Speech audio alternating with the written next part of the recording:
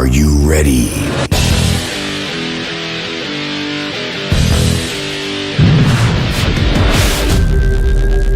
Audio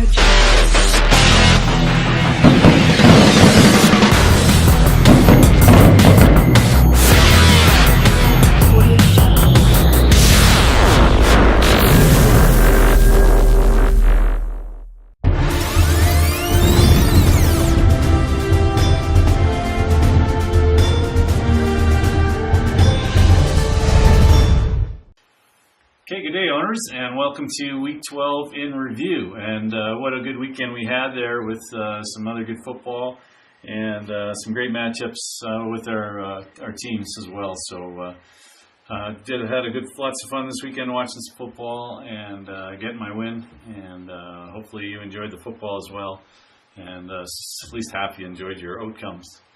We'll get right into it this week, and we got a bit to cover as we'll take an in-depth look at the playoff picture and what it looks like for next week and what teams need to do to get themselves into the playoff picture. So we'll take a look at our first matchup, which will be Steel Curtain, as he took his fourth loss of the season at the hands of Too Tired, as he fell 176.5 to 196. And 196 was, again, this week's high score, so congratulations again to Too Tired. Steel Curtain was led by the Giants running back, Szechuan Barkley, the rookie. He put up 38 points on 101 yards rushing. He had 7 catches and 2 touchdowns in the Giants game. Barkley again with a big hole, and he's into the open field. One man to beat inside the 10, and Barkley to the end zone, a touchdown for the Giants. Adam Thielen for him also put up a good game with 31 points. And he received 125 yards and 1 touchdown. Too Tired was led by a rejuvenated new Dallas player, came over from in the trade from the Oakland Raiders, and that was Amari Cooper, and he had 48 points. He put up 180 yards receiving, and he had 2 touchdowns. Redskins have a chance to kind of knock Dallas out, so to speak. Prescott throws over the middle, passes caught by Cooper, breaks loose. No flags on the field. Cooper inside the 10. Touchdown. Julio Jones also had 30 points with 147 yards receiving, no touchdowns. Both these teams, Steel Curtain and Too Tired, with this loss and win, are guaranteed a playoff spot in going into the playoffs in Week 14. Our next matchup was a close one and well watched in our house as we saw Connolly's Crusaders had to come from behind on the Sunday night football game with the Green Bay Packers in Minnesota to get his win. All he needed was 23 points from Aaron Rodgers, who was averaging 24.5 points this season. But Aaron came up short and only put up 13 points in that game, which the Packers lost to the Minnesota Vikings. Connolly's Crusaders got 152 points in the loss, while Acadian Assassins came up with 161.5 for the win. Connolly was led by Zeke Elliott once again, who put up 30 points on 121 yards rushing and 1 touchdown, as well as 5 catches. That he can run with at 220-plus pounds. Here he is for a first down and more. Touchdown, Cowboys. And Ben Rapisberger stepped into Mahone shoes and put up 33 points on 462 yards and 1 touchdown. 3rd and goal. Over the top and intercepted! Intercepted by Shelby Harris. Both these teams are in the playoff hunt next week, and a win next week will decide, by either one of them will decide their fate. Our next matchup is Magic School Bus kept his playoff hopes alive and dashed those of Huey's Hogs in his 167-130 win over the Hogs. Christian McCaffrey put up 125 rushing yards and as well as 112 receiving yards, so he scored bonus in both those categories, plus 2 touchdowns, which gave him 56 points. Kirk Cousins also had a good night against the Packers and put up 37 points with 342 yards and 3 passing touchdowns. Tied at 20. Here is McCaffrey. Huge hole. McCaffrey! Uh-oh! It's a foot race! And he's taken down by Griffin. open from behind. The Hogs, who are now officially out of the playoffs, were led by Baker Mayfield, who put up 258 yards and 4 touchdowns for 34 points for him in this loss. Mayfield, Njoku tries to leap, and he goes right into the grass, but Bates, they push him in! Touchdown! Now the city. Mac Daddy's Madhouse also ended Lucas Kicker's season with a 119.5 to an 88 win. 88 is this week's and also this year's lowest score so far.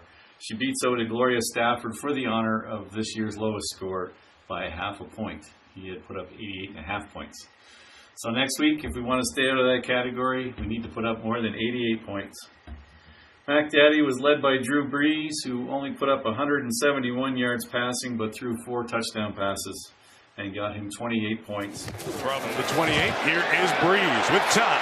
End zone shot. They are down. Touchdown, New Orleans. Tommy Lee Lewis. Lucas got over over a third of her points from Russell Wilson, who put up 30 points with his 339-yard day and 2 touchdowns. Blitz picked up. Wilson going for it all. He's got it. More touchdown. Mac Daddy has a good shot at making the postseason, while Lucas Kickers are out. Our dog of the week this week was Mayhem. Got his 2nd win in a row, and Ty Stillcurtain for the best record so far. His victim this week was Forces Fockers, who lost by 50 points in this one-sided matchup. Mayhem takes this 183 to 113. Mayhem was led by Juju Smith-Schuster, who put up 47 points with 189 yards passing and 1 touchdown. One of those was a 98-yard touchdown pass from Ben Roethlisberger. For a Bronco home game, and backpedaling to the end zone, getting rid of it, off the hit, and picking up a man in stride. It's Smith-Schuster. Smith-Schuster inside the 30. Stiff arm, and he's going to go 97 yards for the touchdown. Forces Fockers were led by Deshaun Watson's performance on Monday Night Football, as he put up 33 points on 210 yards and 2 touchdown passes. Byard's going to be there to put 2 guys on him. 2nd and 10 to the end zone. He goes, and touchdown Texans. D.T. Demaryius Thomas. Having 7 players that put up single digits didn't help the Fockers. Mayhem is through to the playoffs. Well, in his first year as a solo coach, Forces Fockers missed the playoffs again. And this week's game of the week, we saw with a win, he was looking at a playoff spot with a little help, and with a loss, and he had a slim shot with a lot of help to get into the playoffs next week. With the Stars on a bye week, Jethro's Heroes was vulnerable, and Stafford stepped up his game as the role of spoiler and took this matchup 118 to 112. Stafford was led by Jameson Winston's 31 points on 312 yards and 2 touchdowns. Haven't been on it all year this year. 3rd down and 8. As Winston fires downfield for Mike Evans. He's got it. Jacquizz Rodgers in the backfield, lined up to the right of Winston on 2nd and goal. Winston rolling right, and now he throws. Well, Jethro Heroes got 22 points each from Eric Ebron and Corey Davis. Davis needed just probably one more catch for 4 yards. Would have got him over bonus, as he was at 96 yards when the game ended. And that probably would have got him enough points for Jethro's Heroes to have gotten a win. And that last seconds in the final game when the Titans fumbled the ball and Jethro's hopes were dashed. It was pretty on your edge watching that one, because if he got the win there, it really threw a big wrench into the playoff picture, as we'll see momentarily. Okay, Week 13. We'll take a look at the matchups for Week 13. Very important week. It's our last week of the regular season. It's also the last week where a high score can get you a payout. And next week I'll have a list of everybody who has gotten their $10 this year. And so here we go with the matchups. First matchup we'll look at is Jethro's Heroes at 5-7. Taking on Tuscany Mayhem at 8-4. Jethro has his star lineup back with the Rams coming off a bye week, and they're in Detroit, so hopefully Detroit can put up some defense there and shut him down for me. Mayhem has a shot at a bye with a win this week against Jethro. However, my star running back is out.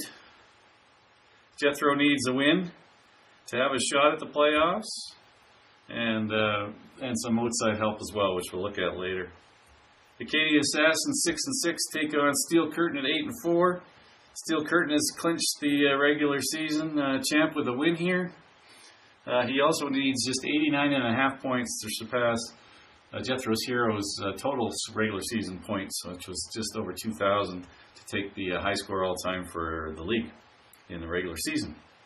If the Acadia Assassins win, they're in the playoffs and also have a shot at a bye. And if they lose, they need a little help to get into the playoffs. Steelers loss and a Mayhem win gets Mayhem the bye. Too Tired at 7-5 takes on Glorious Staffords at 4-8.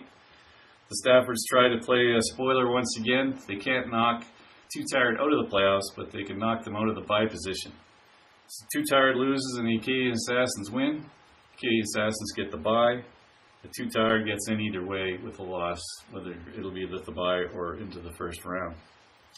Forsy's Fokker at 5-7 take on his coaching partner Magic School Bus 6-6.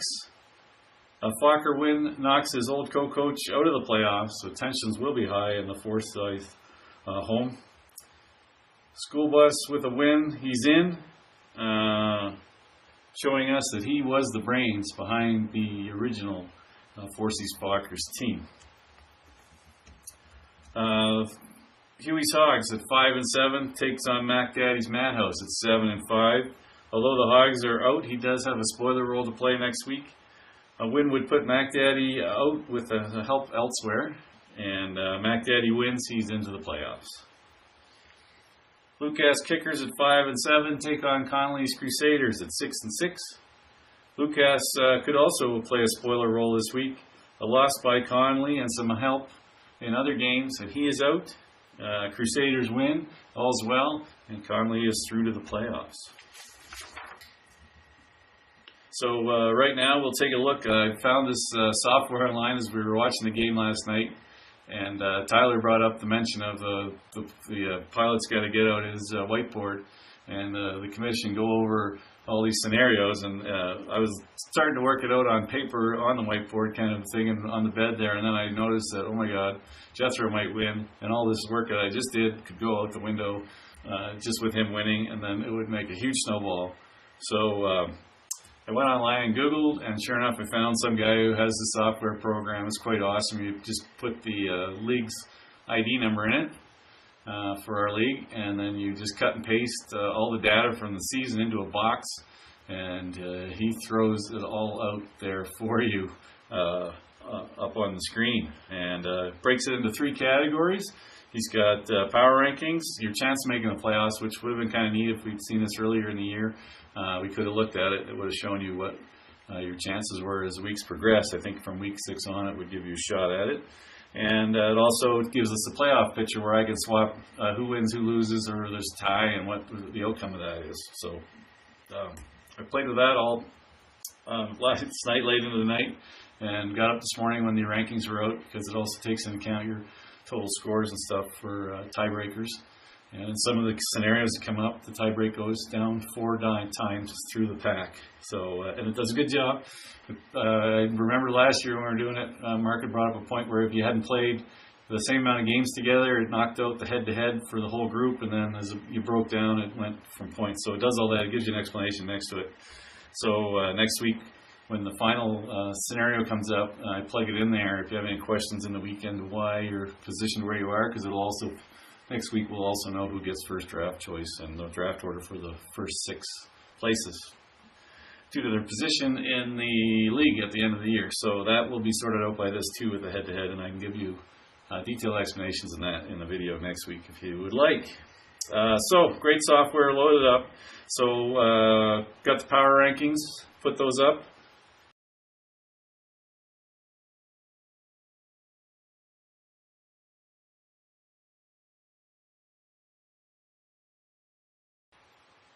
Okay, the power rankings, that was pretty interesting stuff. Now I also have a chance at the playoffs. I know it's pretty much everybody's who knows they're going to get in or not, but here is the odds this week on who would get through.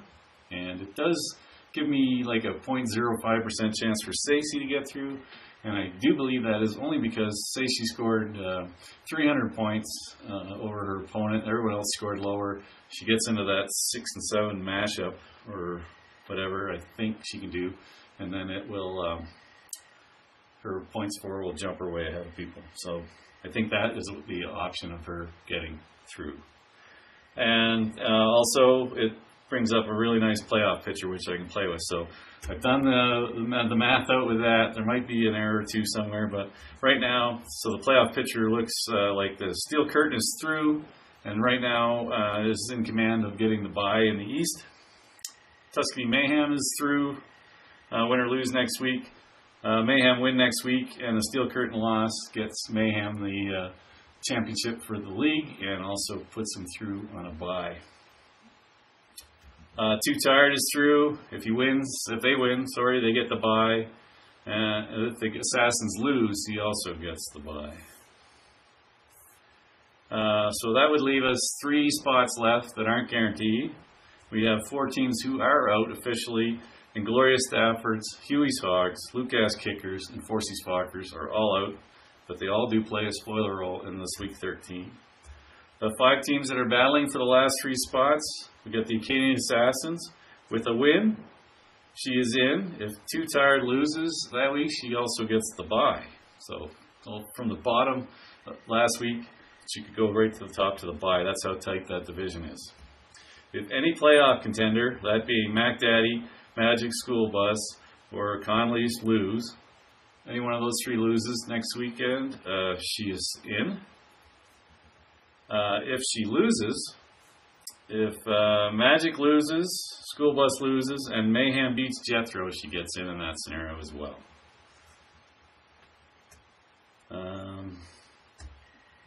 Mac Daddy, he is in unless the Hogs win, Magic School Bus wins, Acadian Assassins win, and Conley's Crusaders win. If those 4 teams all win, then Mac Daddy is out. The Crusaders, they're in also unless Magic School Bus wins, Acadian Assassins win, Lucas Kickers win, then he is out.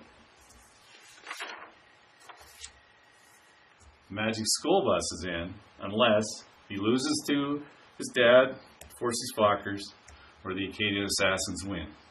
Either one of those scenarios, Magic School Bus is out. Here is the kicker. Jethro's Heroes is in if he beats Tuscany Mayhem, Forsy's Focker wins, and Steel Curtain wins. If that scenario comes up, Jethro Heroes pushes out Acadian Assassins, and him and his brother come through from the west into the playoffs onto the other side. And I believe that would push Noah out at Magic School Bus. So far, like we said, the lowest points of the season is sitting with Stacey at 88. So you want to take that trophy away from her. That is what you need lower than. Our team all-time record for lowest score is 25 points.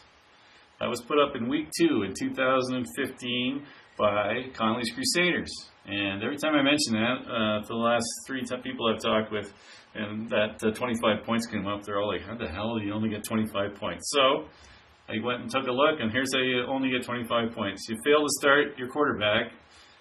He didn't start a defense specials team, and back in 2015 we had the head coach option. He didn't play that either. He got 0 points from Des Bryant, his kicker, who I don't remember his right now, and Jeremy Hill, who was one of his running backs. His high scorer was Brandon Cooks, who got him 11 points. He got 9 points from John Brown, who was a wide receiver with Arizona Cardinals, and he got 4 points from a tight end that he had, and 1 point from his remaining running back. That is how you get 25 points, and probably will hold that record until the league dissolves, because that's pretty brutally bad. Okay, so the house cleaning for next week. No bye weeks. They're over for the rest of the season, so all your teams are available. The players will only be out due to injuries. So that is, the byes are gone. I'd like to thank the Playmate Jamie Edmondson for her modeling help in the last two videos or so. She was my bye week girl, so expect to see more from her next year, I'm sure, since I do have pictures of her with every team jersey on. Thursday Night Football sees the New Orleans Saints taking on the Dallas Cowboys. That'll be a big night for Drew Brees, Zeke Elliott, and Amari Cooper, and anyone else you want to throw in there. Monday Night Football sees the Washington Redskins taking on arch rivals, the Philadelphia Eagles. Some matchups with some players there possibly as well. So a good Monday Night Football matchup, football game, even to get out and watch that one. Hopefully the quarterback for the Redskins, Colt McCoy, who does look like he has Down syndrome, can up his game and get them a win over the Eagles to keep them in the playoff hunt. And that being said, if the Saints blow out the Cowboys, they got a good shot at that too. The Commish is going to be in New York City next weekend with the Canadian Assassins. It is the Mrs. Commish's 50th birthday next Tuesday, so we are going to, I have to fly to New York, and then I'm supposed to just reposition back home in the back, and I've canceled that, so I'm just going to fly to New York and to get off, and Maria and the wife are staying down in Times Square for the weekend. So your Smack Chat will be coming live from New York City, where I'm sure if Odell Beckham is started and not doing well, you will hear about it from the hotel all the way out to Meadowlands. Like we said, the Mrs. Commissioner's birthday is on Tuesday, and so there might not be a video out as preparation for her. Might take up more of the day than I usually take for dinner on Tuesday nights, so might not get the video out. But if I don't, I do work Wednesday, Thursday. I have Friday off, I believe, so might miss the Thursday night game the week after, which would be the first games of our playoffs, but I might get a video out Friday to preview the weekend look, and I will fire out an email so everyone knows where they're sitting. You should be able to get on ESPN and see where you sit in the playoffs anyway. So that is it for me. So good luck, everyone. Enjoy the week, and shout out to Huey's Hogs, whose son left and went down to Australia for an indefinite period of time. So hopefully all's going well in the Bellhumor household, and Carter had safe travels down under. Anyway, that's it for me. Take care. Have a great weekend. I know I will in New York. Me and Miss might get a picture of ourselves in front of the ESPN in Times Square on Sunday to send out to you guys. Anyway, that's it. Take care. Let's go. Let's do this. You got this. It's a big game. You better watch out for the redhead. She's coming for you. Better move. Let's go. I don't like your face. You better get out of my way.